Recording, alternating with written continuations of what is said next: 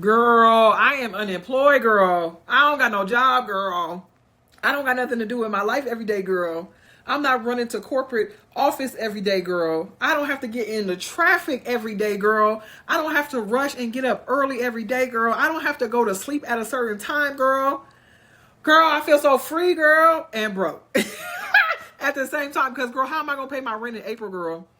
I don't know, girl, because I haven't monetized on this YouTube yet, girl. So we going to keep posting our videos every day. I'm going to keep getting up and doing all of my TikTok shop videos with all of my products that I got from the TikTok shop. And we're going to keep applying for jobs. That's what we're going to do, girl.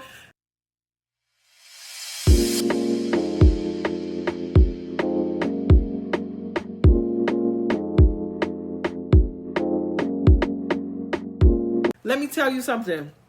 When life give you lemons, baby, you need to make lemonade, okay? Because everything in life is not guaranteed. I learned that the hard way. I learned that the only thing that is forever is God.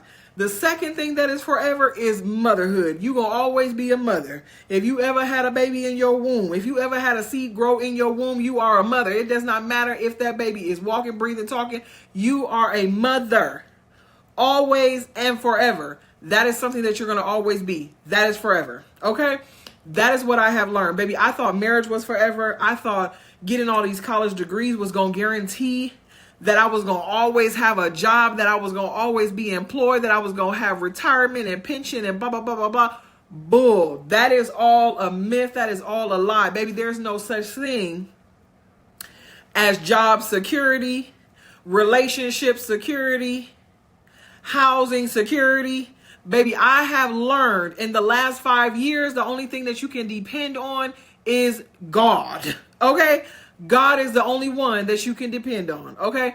I learned that so quickly because, baby, let me tell you, last year, Christmas, the day after Christmas, honey, the day after Christmas, my landlord came and knocked on my door and told me that I had 30 days to vacate the property. Keep in mind, my landlord knew that I was just recently became a single mom to my 3 sons, knew that I had got a divorce because of domestic violence, baby, knew that I had just started working at my job 3 months prior. I had only been at the job for 3 months, and I was trying to get out of so much debt that the marriage had left me in and trying to still take care of the kids. I was completely shocked. I had already paid for me to take my kids to Disney World because I had made money doing digital products, selling digital products on TikTok. And baby, they came and knocked on the door and said, you need to move. I had $2,000 in my bank account to use to buy tickets to fly to Orlando to go to Disney World with the kids. And then we were going to get on the boat to go to the Bahamas for my 40th birthday. $2,000 was all I had in my bank account. Baby, it cost $6,000 to move out of my house. Do you hear me? It cost $6,000 to move out of my house. Why? Because I got to get a U-Haul. I need to get boxes. I need to get movers. Baby, I ended up not doing any of that stuff. I was like, I can't afford it. I can't afford to get a U-Haul. I only have $2,000. I need to be able to put this money on a deposit for a new place. And guess what? I went to go and apply for an apartment, and I was denied because my credit score was so low. They did not care that I made $10,000 a month. They was like, oh, you make $10,000 a month? Cute. You can't get it. Denied. I went to the second apartment. And you know what they said? Oh, you make more than enough income because you got to make 3 times the rent, blah, blah, blah, blah, blah. And my salary is $100,000 a month at my job. On top of that, they take into account that I get child support for the kids. Plus, I was making money from my digital products on TikTok. And baby, let me tell you, the rent was only $1,900 a month for a 2-bedroom apartment. It was only $1,900 a month. Do you know I was paying $2,700 a month at my house? I was paying $2,700 a month at my house. So I was like, oh, good. I'm going to save. Baby, the joke was on me. Because you know what they said? Denied. We will send you your deposit refund. Denied. I was devastated. But guess what? God always works in our favor. God is always working something out in the background. Okay. So when I was homeless, sleeping at my mama's house on her couch 10 years ago, I was able to sign up for a program. It's called Emergency Section 8. Let me cook. So when I left my son's dad, after I left my ex-fiance who tried to take me out of here and take me to heaven too quickly. Because, I didn't know back then how to heal completely. So that's why I was just jumping from relationship to relationship. That's another story for another day. But I left her, ended up in a relationship with him because he's going to save me from this toxic person. Child, he ran me through the mud. He never put his hands on me, but he did other things. But I got another story time for that another time. So I moved and left him. He ended up going to jail. I left him in Atlanta, Georgia, moved back to California. My mom's like, come here, I'll help take care of you, blah, blah, blah, blah. Not a good idea at the time because me and my mom weren't very close. We're still not very close. And we have a really rocky relationship. Like, I love my mom to death, love her down. But my mom has her own issues, which in turn inflicts issues upon me, which can be detrimental to my mental health, if you know what I mean. So most of the time I'm like, no contact with my mom because it's just better for me and for her, if that makes sense. So long story short, I got on the emergency Section 8 list. Okay. So when I got on the emergency Section 8 list, living in the United States, you get on Section 8, baby, you're going to be on the list for years. Okay. So I go and I apply for the emergency Section 8. Where I lived at the time was a very uppity neighborhood, very uppity town. And they had their own Section 8 list just for that town. And they had a low amount of people who were living in poverty or below the poverty line. And so their list goes a lot quicker. I applied for Section 8. They called me 9 months later and told me my voucher is available. You usually get 90 days to find a place or you lose that voucher, that somebody will take your voucher. But they gave us an extension because we were in a housing crisis at the time in 2016. Okay. So because we were in a housing crisis in California in 2016, but we always in a housing crisis. Let's just keep it real. We got millions of homeless people sleeping on the street, which don't make no sense. So I get the emergency Section 8 voucher. 9 months later, they call me and say, hey, we got the voucher for you. Can you come in tomorrow for your meeting? Blah, blah, blah, blah. I said, yes. I go in for my meeting. She tells me, this is your voucher. You have 2 kids. You're allowed to get a 2-bedroom. Your rent can't be more than this amount, can't be more than $2,000 a month. And you can have these parameters, blah, blah, blah. I'll give you all the listing. Okay. So I said, okay, well, if you have anybody that who is a private renter or whatever, please let me know because my credit score is only 650 and I know some people need like 700, blah, blah, blah, blah. So please let me know if you have anybody or anything like that, but I'm still going to be boots on the ground looking for places. So I got my voucher. 2 days later, I was looking, I was going to see places. I was interviewing people. I was like, nope, this is the slums. Nope. I don't like that this don't have AC. Like, I went to college in the South, so we have central AC everywhere. In California, they don't have central AC everywhere you go. But you're going to charge $2,000 a month and I don't even have central AC. I got a window unit or no AC at all. Yeah, that's not going to work for me. So, when you travel and you go places, you learn better, you do better, you learn more. So it kind of expands your mind. But if I always lived in California, I would have never known that houses don't have AC. That I would have just thought houses having no AC was a normal thing. Like, my best friend owned a house in this town that we lived in. She ended up selling the house for like $560,000. And that house had no AC. But somebody bought it because we were living in a city by the bay where we were like, you could walk to the ocean from our house. Okay. So anyway, I'm applying for all these places. I finally found one that I like, but I ended up getting denied for it because somebody else made more money than me and they wanted to rent to them. Sometimes people don't really want to rent to people with Section 8 because they have like this stigma about them. But when I would tell people that I was a social worker, I was a foster care social worker, that I worked right down the street at a foster family agency and that I worked with kids, blah, blah, blah, they gave me more of a chance than they would other people. But the people who had applied for the place before me were tech engineers. They work in tech in Silicon Valley. So of course, they make triple the money that I make as a social worker. Okay. So I'm at work and I get a call and I'm like, hello. And she's like, oh, hi, this is Judy. I don't remember her real name, but we just gonna say Judy. Hi, this is Judy from Section 8. And I said, oh, hi, Judy, is everything okay? She said, well, I got a call today from a man who's renting a place and it's a 2-bedroom condo here in town. And it's for $15.50 a month. Would you be willing to go and look at it and apply for it today? I said, yes. What time can I meet him? Baby, I left work to go and meet this man at 3:30. I don't get off work till 5. I left work and went to go meet this man at 3:30 to go and show him everything that so he could show me the house and so I can tell him why I'm a great candidate for this place. Okay. God works so well. He actually knew my boss's boss because he was the realtor for the company that I worked for. So he was the realtor for the company that I work for. He was the one who found them the office space at my office where I was working. Isn't that crazy? Talk about 6 degrees of separation. That is real. Okay. So long story short, he ends up calling the owner, asks the owner if the owner is willing to work with me. My credit score is only 650. They're looking for somebody with 700. I work, and I make $60,000 a year. At that time, I was making $60,000 a year at my job. And then, I was door dashing in the evening time to make extra money to save to have a deposit. So I had the money that I needed to have to move in. I needed to have the first month's rent and the last month's rent as a deposit. So they wanted $3,000 to move in. I had $3,700 saved in the bank. So I was like, bet. So I just gave them the money.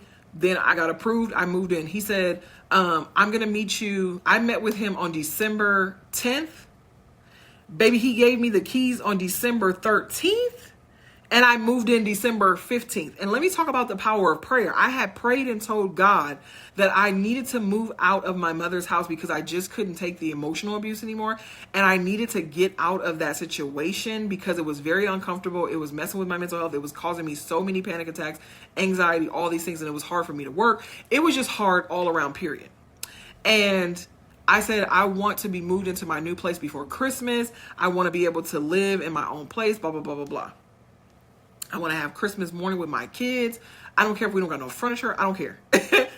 Baby, let me tell you, we moved in on the 15th. We had 10 days to get the house in order before Christmas started. So the rest of the money that I had from, I used to get movers. I got movers to help me move into my place. I ended up buying my bed. I didn't have a bed. I just had a mattress. So I just had my mattress. I took my mattress to my house, slept on the mattress with my kids.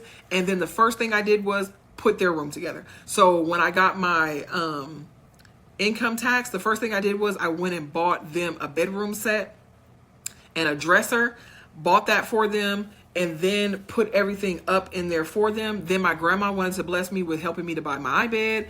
And so I went to Ashley Furniture, bought the bed outright, just paid cash. I'm the type of person, I ain't putting shit on credit. Oh, can I cuss on here? I'm not putting nothing on credit.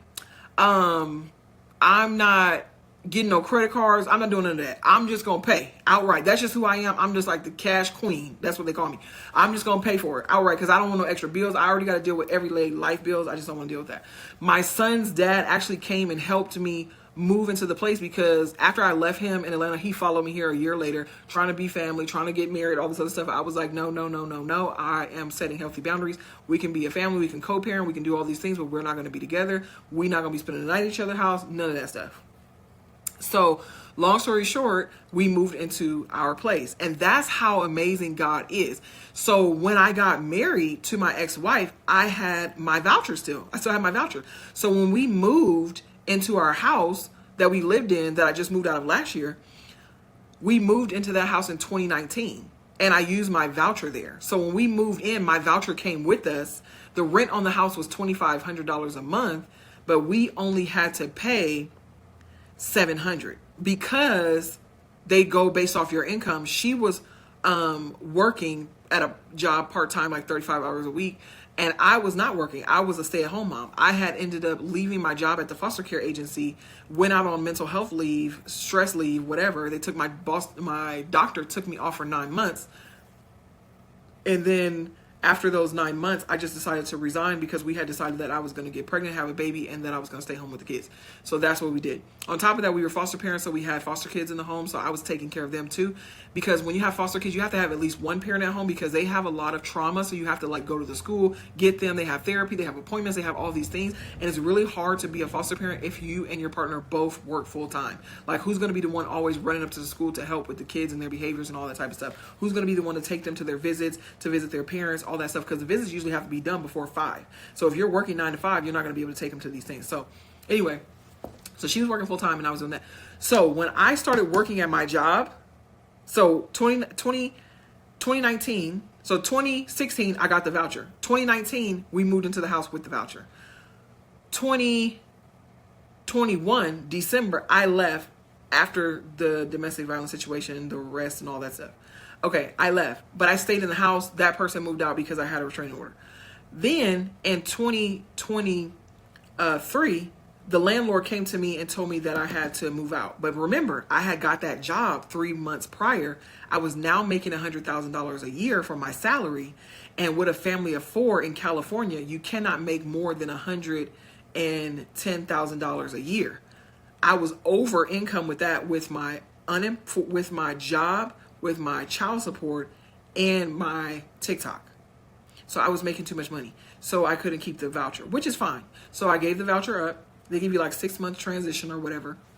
So when my landlord came to me and told me I had 30 days to move, I was like, you can't give me 30 days to move. I have Section 8. He's like, well, you don't have Section 8 anymore. They don't pay me. I said, yeah, I don't. They don't pay you anymore the rent. I pay you the rent, but I still have a transitional voucher until March of 2024.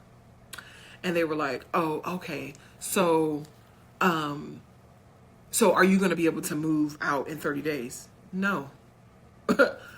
Well, will you be able to move out in 60 days? Yes.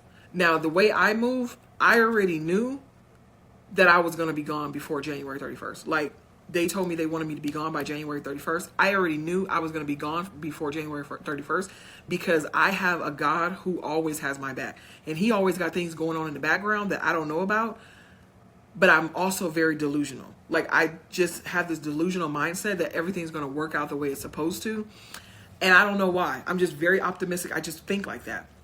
And so long story short, when they came to me and told me, sorry, my thing's saying it's low battery. When they came to me and told me that I had to move, I was heartbroken and I was devastated because I'm like, why didn't you tell me 3 months ago that you needed me to move out? Like, you should have told me that. Like, I don't get it. So they didn't tell me. They didn't tell me. So anyway, I called my Section 8 lady, right? And I tell her, hey, such and such came and gave me a 30-day notice, blah, blah, blah. She's like, nope, they can't give you a 30-day notice. They have to give you a 90-day notice because you still have Section 8, blah, blah, blah, blah. I was like, a 90-day notice? Bet. And I was like, well, if you know anybody that has any places available, please let them know I have a really great job. My credit score is low.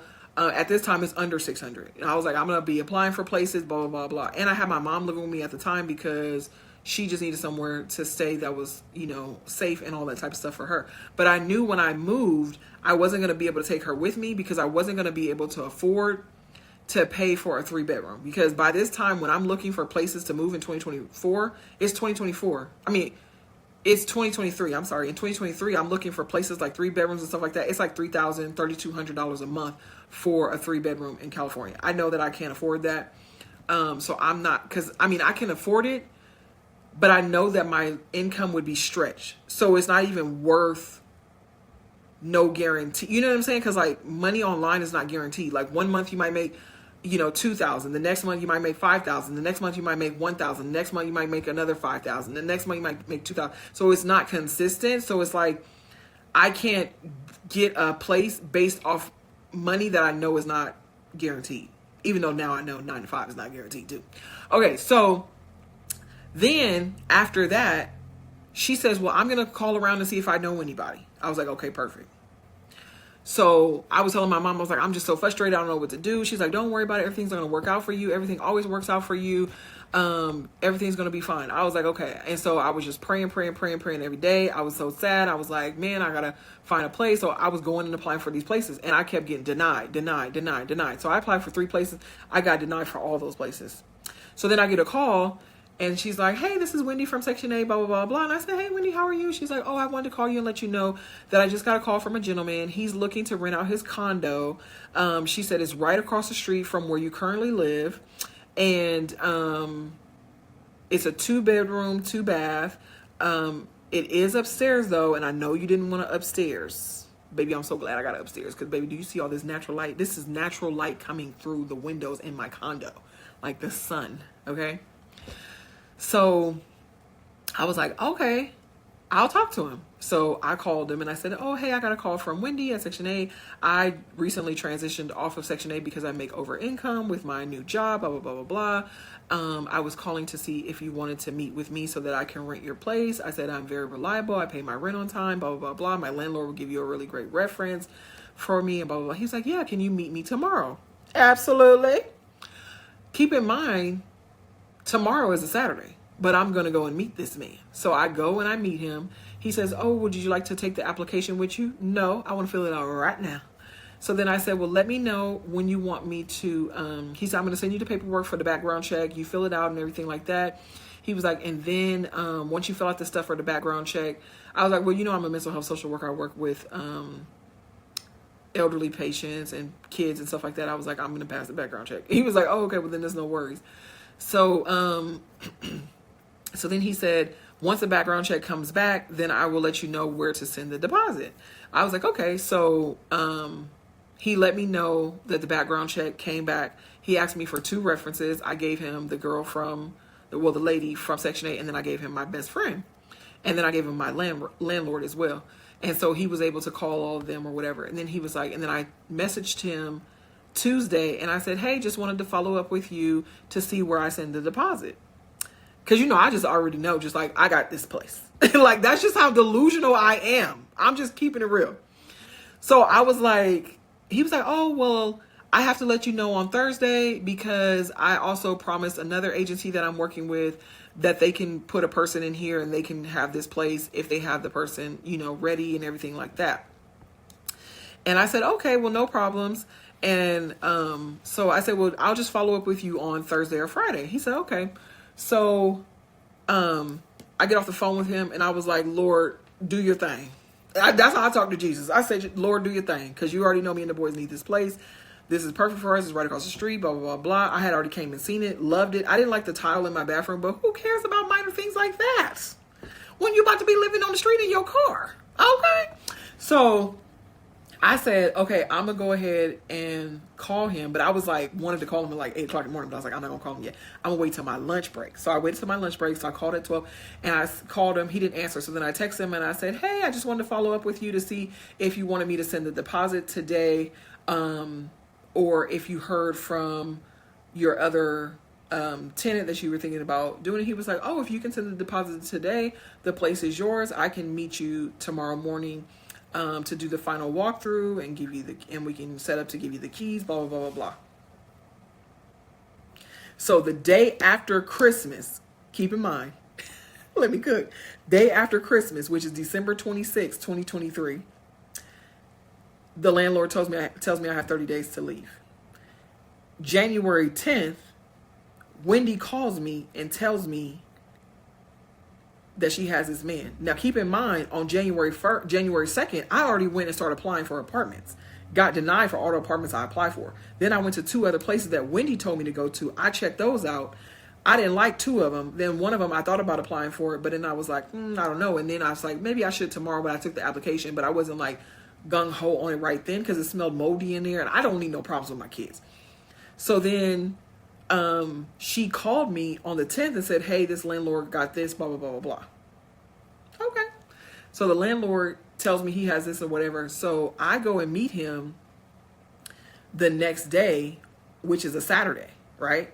Then I'm supposed to wait till the next Thursday for him to let me know if, you know, I got the place. So he lets me know the next Thursday, right? So I go and meet with him he tells me the next Thursday, then I meet with him that Saturday. Okay. By this time, it's like the 20th of the month, right? The 20th or 22nd or something like that of the month, that Saturday. I meet with him. Girl, I signed the paperwork I had already signed the lease, did all that, sent him the deposit, all that. But we did the walkthrough, and I initialed the walkthrough to say like, no issues with this, no issues with that, no issues with this, right? Fresh paint, blah, blah, blah, blah, all that stuff. Signed the stuff to say everything was cool. Child, do you know that man gave me the keys? Ain't God good? God is good all the time. Okay, you just got to let him cook. And baby, let me tell you. I said, now this right here, I walked out the front door when he gave me the keys, put the key in there and locked it. I said, baby, this is good ministry. My God, today, this is good ministry. God is good all the time. Baby, let me tell you, I was so shocked and so happy at the same time that he gave me the keys that day. So you know what I did? I went to work the next day, saw all of my patients. And then the following day, I came over here with cleaning supplies. I started cleaning down stuff, wiping down stuff. I got my oil, put it on my hands, and I started touching. Ooh, just give me chills just thinking about it. I started touching the windows, the door frames, the doorknobs, praying, asking God to pray over this place, to sacrifice, to sanctify this place. I was praying. I was reading Psalms 91, walking around this place. Baby, I was so grateful and so thankful, and I still am today. Okay? That whole lesson in itself, he gave me the keys before the 1st of the month. So I was able to move all of my stuff, all of my kids' stuff into this place before January 31st. Then I had to go across the street and clean out the old house. I had to go in there and clean out the old house so I can get the deposit back and all that stuff. Do you know that landlord still wanted me to pay? I told him that I got a new place and that I would be done moving everything out and cleaning. I would be done moving everything out by January 31st, and that I would clean everything in the house and have it all ready for him to take over by the 10th, by the 5th or the 10th. I said, do you want, I said, because I can't get my next dump run from the trash company until the 10th. I said, so can you just take the rent out of the deposit and then just send me the rest? He said, no, you need to send me the rent on the 1st. I was so irritated, but I didn't say nothing. I was so irritated. I was like, you know what? Let me just hurry up and be done with this person and just be done. So no pun to this person. They'd never been a landlord before. It's their first time. They had no idea what they were doing. So, you know, it was always a lot of hiccups. Even with the Section 8 lady, she was like, oh my God, they've never been landlords before. And so, long story short, God blessed me with this place, and we have been here ever since. Now, I thought at my job, I was going to be there until I retired, because I plan on leaving this place and buying a house. Like, I don't want to be a renter no more. Like, I've been a renter since I was 19 years old. I am now 40. I don't want to rent no more, right? So my plan was to buy a house this year. I didn't plan no trip for my 41st birthday. I had planned on going to Aruba. I was like, nope, I'm going to use that money that I could go to Aruba for, put it towards buying a house, getting furniture for a house. I'm ready to buy. I live in California. With my salary and the money that I make, I cannot afford to buy a house in California. Because the cost of living here is so high. The houses, the cheapest house that I could find that's like big enough, have enough space for me and the boys is like $600,000-$700,000. I can't afford that. So I told my best friend, she lives in Texas. I was like, look, I can come live there. She was like, you think so? I was like, yeah, let me come and visit, see how it is, blah, blah, blah, blah. So we went last summer to check it out, see how it is. And so my plan is to be able to buy a house. Now, I could move back to Atlanta where I went to college, because I still have so many friends there. I still have a church home there. I still have all these things. But I just want to try something new. And I just want to be around people that love me, that love my kids, that, you know, look out for our best interests. Like, in all honesty, I don't have a village here in California. I moved away when I was 18 years old. All of my friends that I had in high school, middle school, they're all living their own lives. They have new friends, families, all that stuff. So the only people that I see on a regular basis are my kids, my daycare provider, my nanny, my uncle, and my coworkers. That's it. So if something happens to me, I have an emergency situation or whatever, I can call my daycare provider or my uncle, but I don't really have anybody else that I can depend on. My siblings live far away, and we're not as close as I would like us to be. So it's just a hard situation. It's just a hard situation. So it's like, why not go and live close to my village? Like, the people who call and check on me every day is my college friends that live in Texas, my best friend that live in Texas, my friend that live here in Walnut Creek. I actually met her on TikTok. I never even knew her before. Like, she's from Texas, which is crazy, right? She's from Texas, and moved here years ago, and I met her on TikTok. So she's like the only close friend that I have that lives in California. Like, I talk to her, I see her, we go to lunch, she comes to my house. Like, she's the only one.